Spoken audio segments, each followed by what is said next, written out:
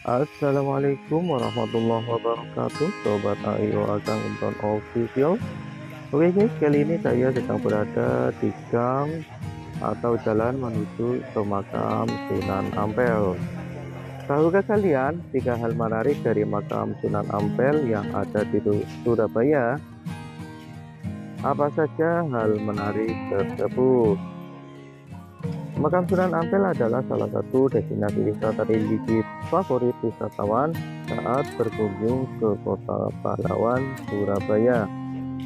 Selain menjadi salah satu makam Wali Songo, ada banyak hal menarik yang bisa ditemukan peziarah saat datang ke kompleks tersebut. Sunan Ampel sendiri merupakan putra dari Maulana Malik Ibrahim yang bernama asli Raden Rahmat. Mengutip dari buku Sunan Ampel karya Yoyo Rahayu Basuki, Sunan Ampel adalah salah satu penyebar ajaran Islam di tanah Jawa yang datang dari Campa. Sosok Sunan Ampel yang menjadi teladan berkat ajaran-ajaran semasa hidup membuat makamnya tak pernah sepi peziarah. Salah satu yang terkenal dari Sunan Ampel, sosok yang berjasa dalam penyebaran agama Islam di tanah Jawa ini adalah ajaran Moh Limo.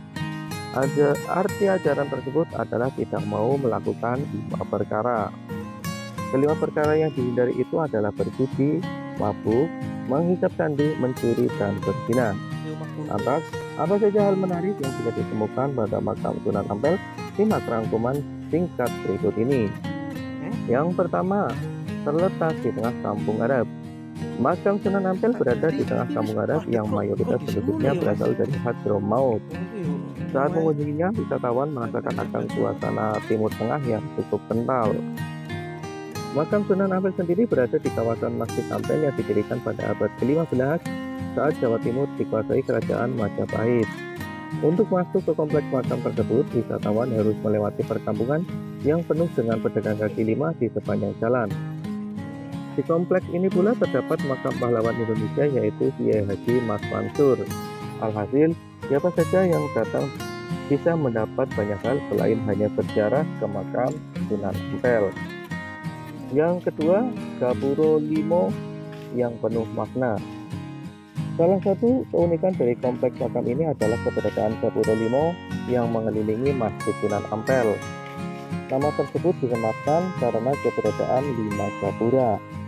Menurut Mufida Kartikasari dan kawan-kawan, dalam hubungan antara karakteristik masyarakat dengan bentuk partisipasi pada pelestarian pusaka, di Journal Planning for Urban Region and Environment tahun 2019, masing-masing gapura di sana memiliki nama dan makna yang berbeda.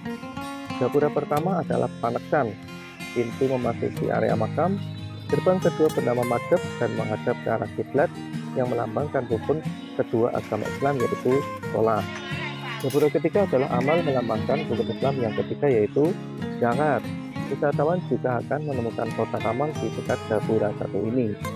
Gapura keempat adalah Poso, melambangkan rukun keempat Islam yaitu puasa. Terakhir ada gapura Lawang Agung atau Munggah yang memiliki anak tangga dan melambangkan rukun Islam yang kelima yaitu kewajiban menunaikan ibadah haji.